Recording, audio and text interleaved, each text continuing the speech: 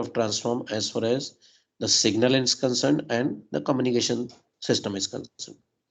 So here we will deal with the jet transforms. Basically, the jet transform is used for discrete time signals, whereas the Laplace transform is used for continuous time signal. So you might have seen two conditions while we are dealing with the Fourier transform for continuous time system and Fourier transform for discrete time systems. There was two conditions when we were dealing with the mathematical equation of Fourier transform, that was minus infinite to infinite x of t e to the power minus j omega t dt. So there was a condition that whenever the signal or the integration minus infinite to infinite mod of xt dt is absolutely integrable only when this is possible to find out the Fourier transform. And if it is not absolutely integrable, then we won't be able to know the Fourier transform of a signal. Similarly, for discrete time signal, we were having one equation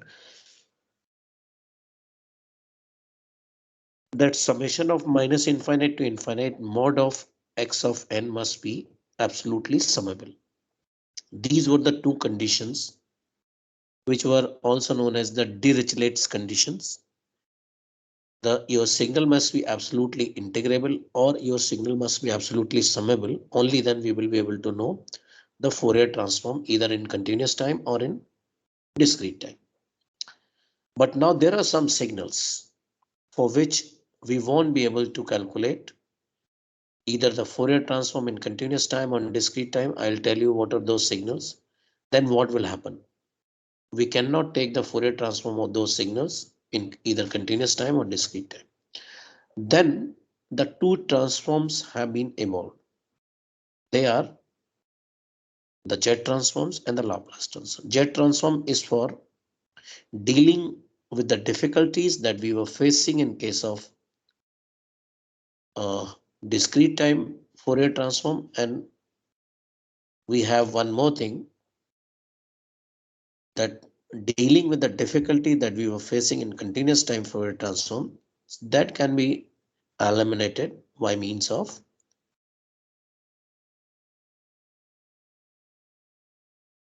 Laplace transform. So now how the mathematics of these type of things are concerned, how you can eliminate the problem that we were facing, that you see. So I'm just reading out few lines and then we will deal with the mathematics. So jet transform is a discrete time counterpart of Laplace transform, right? So of course, jet transforms and Laplace transforms are the counterpart of each other. Only the difference is we deal with the jet transform for discrete time and we deal with the continuous time, the Laplace transform. In fact, it can be shown that the Laplace transforms of a discretized version of a continuous time signal xt. In this process, we obtain the S-plane to jet plane. We were dealing with the S-plane in Laplace transform where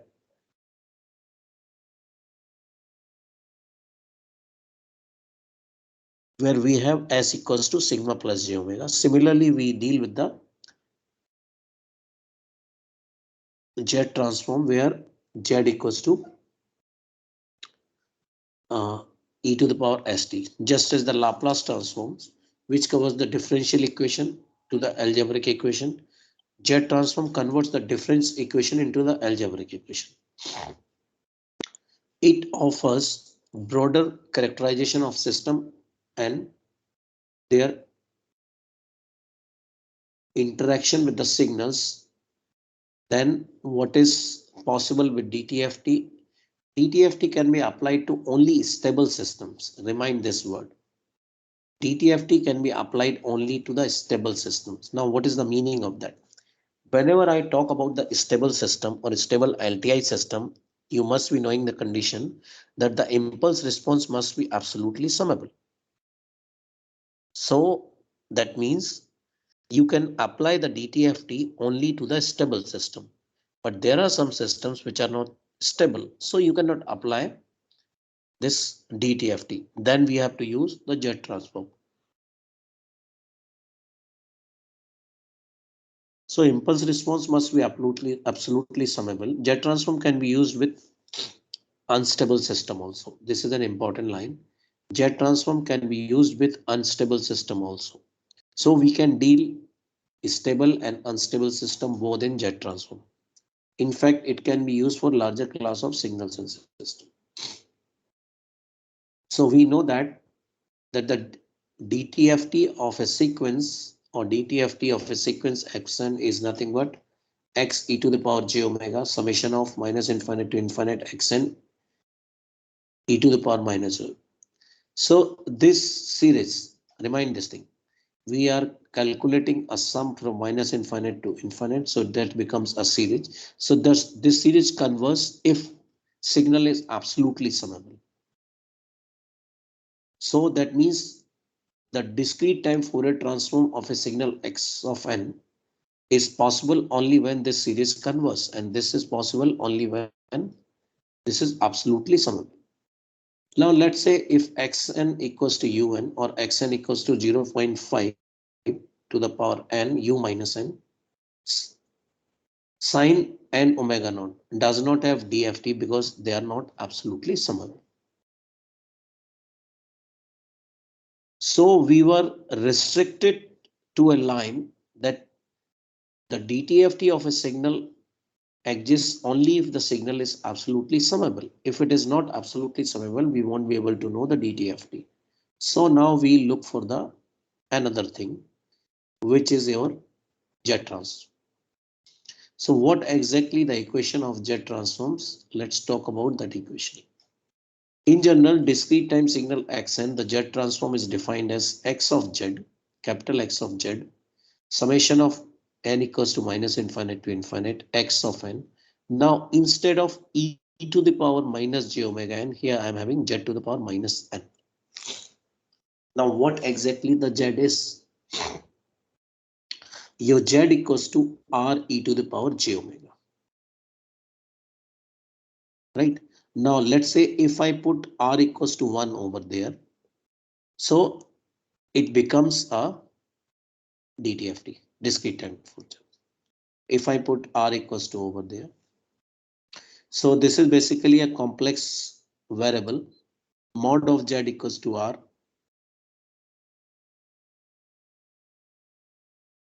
and angle of z equals to omega. In general, xz is called two-sided or bilateral z transform. xz को हम लोग generally two-sided या bilateral z transform बोलते हैं. क्यों? Because we are taking the two sides minus infinite to infinite. Now let's say if xn equals to 0 for n less than 0, then x of z is 0 to infinite x of n z to the power minus n. And now this x of z is known as unilateral z transform. Instead of bilateral, if we are taking minus infinite to infinite, it is called bilateral. If you are taking from 0 to infinite, it will be a unilateral. So this is the mathematical equation that you need to follow to find out the Fourier z transform. Generalize is minus infinite to infinite x of n z to the power minus. Now we will look for the conditions that under which condition this Z transform is possible or lies. So they have defined one more thing along with the Z transform,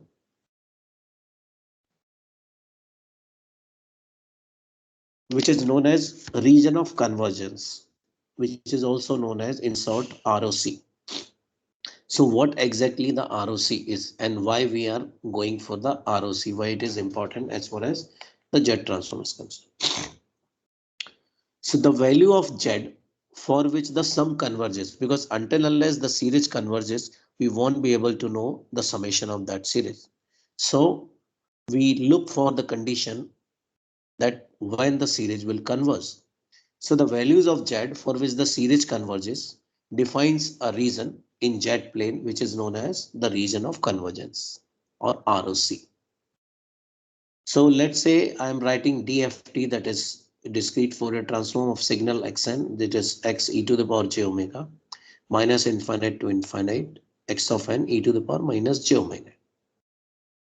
But for Z transform, what we are doing, instead of this x of n is still there, and instead of Z, what they are putting? They are putting r e to the power j omega.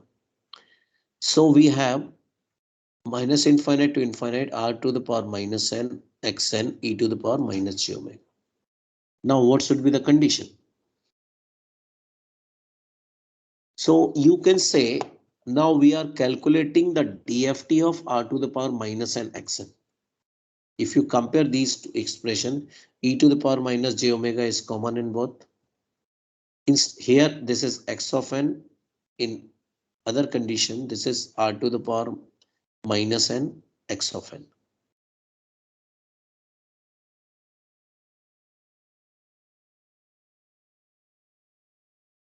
So what you can conclude, that the Z transform reduces to DFT for mod of Z equals to R equals to 1.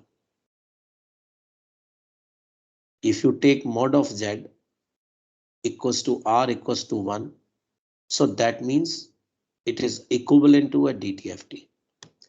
And mod of Z equals to R equal to 1 such that it is a unit circle in complex Z plane. Now, in order to converge the series, what should be the condition? Your condition must be this: summation of minus infinite to infinite mod of xn r to the power minus n must be less than infinite. That means this sum must be absolutely summable. Earlier, that sum we were calculating for DTFT, that was mod of x of n must be less than infinite. What here? We have mod of x of n r to the power minus n less than infinite. So if I talk about the complex Z plane, we have a real axis, we have imaginary axis. On the real axis, we are plotting the real part and imaginary part as well. So everything is being defined with reference to a circle, right? Why around a circle, around a unit circle? Because unit circle is representing your DFT. If mod of Z equals to R equals to 1, so this represents your unit circle in complex plane. So since I said Z equals to R e to the power j omega, so I can plot this over here. So this is a unit circle. The radius is R equals to 1 everywhere. Now, depending upon the value of Z, Z could be 1, omega equals to 0, Z could be J at omega equals to pi by 2, Z equals to minus 1 at omega equals to pi, and so on. These are the difference location that you can see in the picture. Remind this thing, this is a complex Z plane. Now there are certain observations regarding this. The unit circle in the Z transform plays a similar role as played by the imaginary axis in a plane of Laplace transform. So as I said, this is simply a counterpart of your Laplace transform of continuous time, and Z transform is for discrete time. So if I talk about the Laplace transform, so you can see Laplace transform is nothing but s equals to sigma plus j omega. So sigma is plotted on the real axis, and we have a j omega axis, which is a vertical line. So everything is being compared with reference to the vertical line, that is j omega axis. So the role of j omega axis, it's similar to that of the unit circle in the Z plane. So here the reference is the unit plane, whether the point or the poles are inside the unit circle or outside the unit circle. The similar thing is being role played in the Laplace transform by j omega axis. So in order to DTFT of a signal to exist, the unit circle must be within the ROC of XZ. This is an important line everybody has to remember. In order to exist the DTFT of a signal, the unit circle must be within the ROC of XZ. ROC means the region of convergence. So we now look for the region of convergence by using this mathematical formula. Minus infinite to infinite mod of xn r to the power minus n must be less than infinite. The series must converge, and the series will converge when and only when this is absolutely summable. In case of DTFT, we were not having, because in case of DTFT, mod of R is 1. So this quantity becomes 1. So we have only summation of minus infinite to infinite mod of xn less than infinite. So earlier mod of xn or the signal must be absolutely omega. Here x of n r to the power minus n must be absolutely similar. Now I'll deal with the few problems one by one and try to find out the ROC in each case.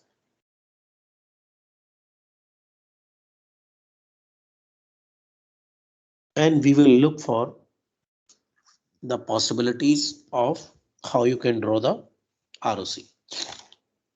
So let's say first question is a to the power n u of n. इसको आप लोग solve करिए और थोड़ा बताइए क्या possibilities होंगी इसमें. What will be the ROC? What will be the answer for the series? Please.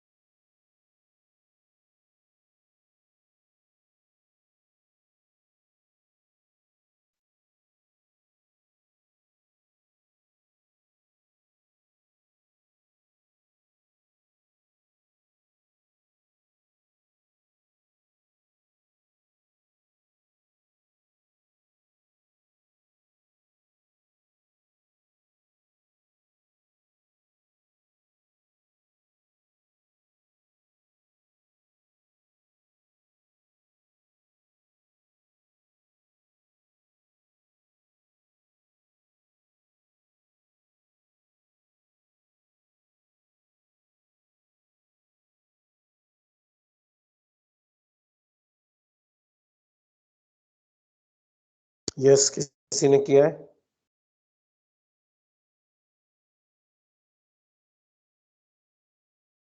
Hello.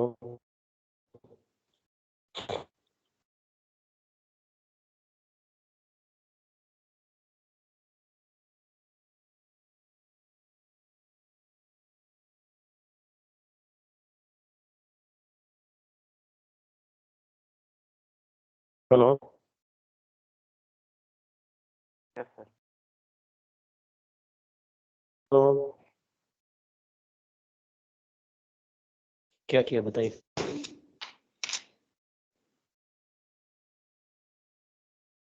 Answer कितना आ रहा है? Z by Z minus A.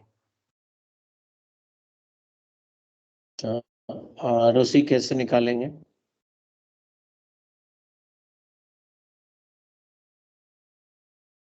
Sir ये जो आया है ये लेस देन इनफाइनाइट होना चाहिए ना.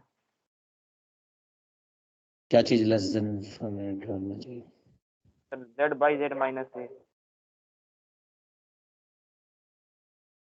हाँ, ऑफ कोर्स. एब्सोल्युटली. सर ये जब एब्सोल्युटली समवेबल का मतलब सीरीज कब कन्वर्ज करेगा? मतलब सर जो उसका सम फाइनाइट आ जाए कोई.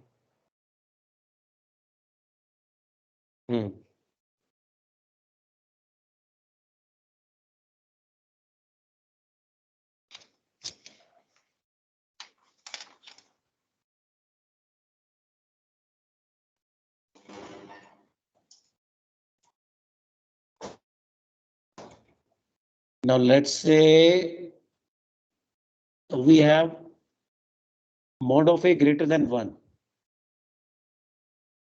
right? Yes, sir. mod of A greater than 1 होगा तब क्या होगा?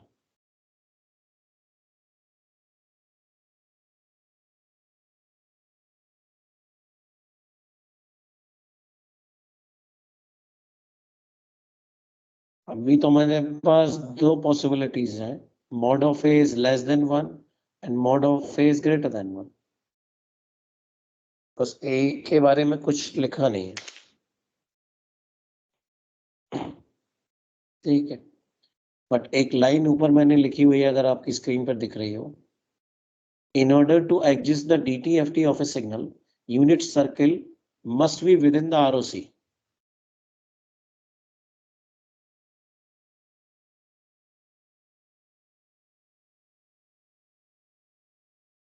यूनिट सर्कल ROC के अंदर होना चाहिए, किसके लिए? अगर हमें DTFT एग्जिस्ट करना, बट यहाँ हम बात कर रहे हैं जेट ट्रांसफॉर्म की।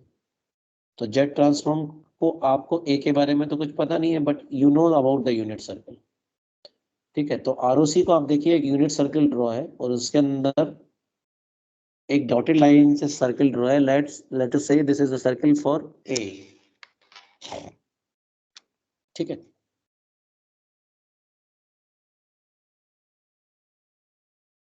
तो इसमें क्या दिखाया गया है?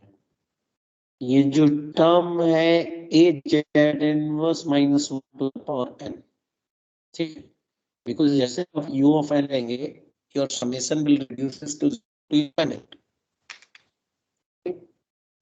and this is the infinite series, and sum of the infinite series is based upon minus a times ये टर्म है 1 इनवर्स, ठीक है। तो आपका mode of A on then series, and if I put this condition a z in mod of inverse less than 1, so that becomes mod of z is greater than mod of a. This is the ROC for which the jet transform will converse, ठीक है। But नीचे जो line लिखी गई है, दोनों line, this is about DFT।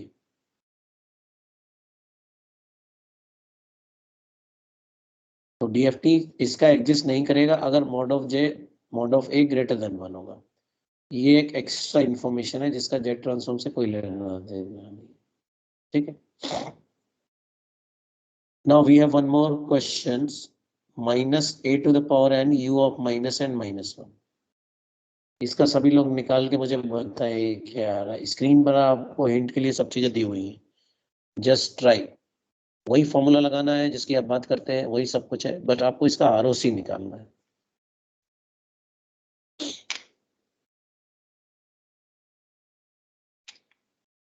तो जैसे इसमें ROC दिख रहा है mod of z greater than a, तो a का कोई एक सर्कल मैंने बनाया है, ROC पूरा उसके बाहर होगा, उस a सर्कल के, mod of z greater than mod of a, ठीक है। अब इसमें आपको ROC बताना कहां पर होगा।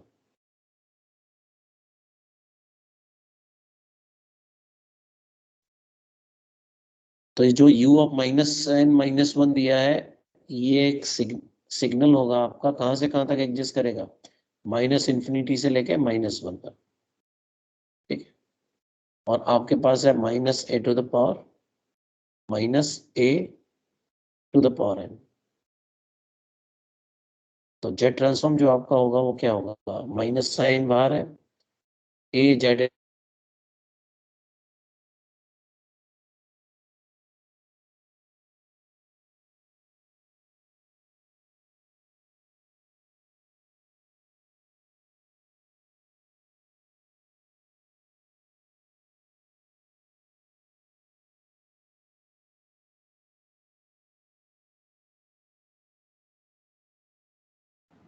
Sir, you are not audible.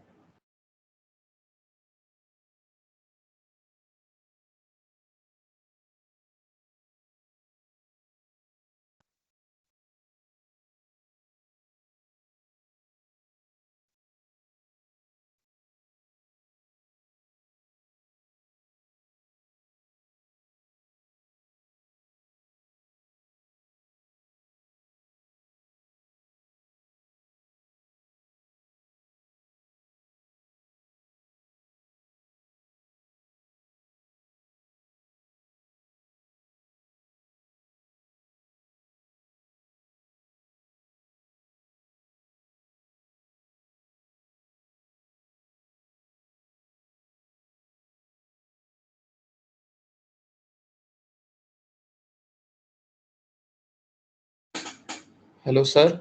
You are not audible.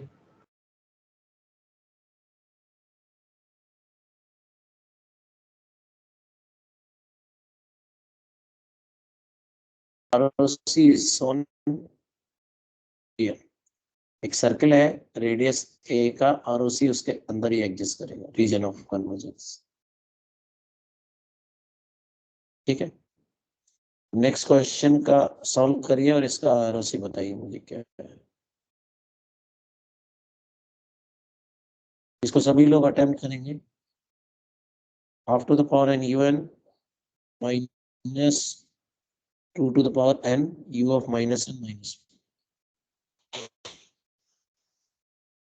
Sir, your voice is now not coming from the last few minutes. Can you explain the previous question again?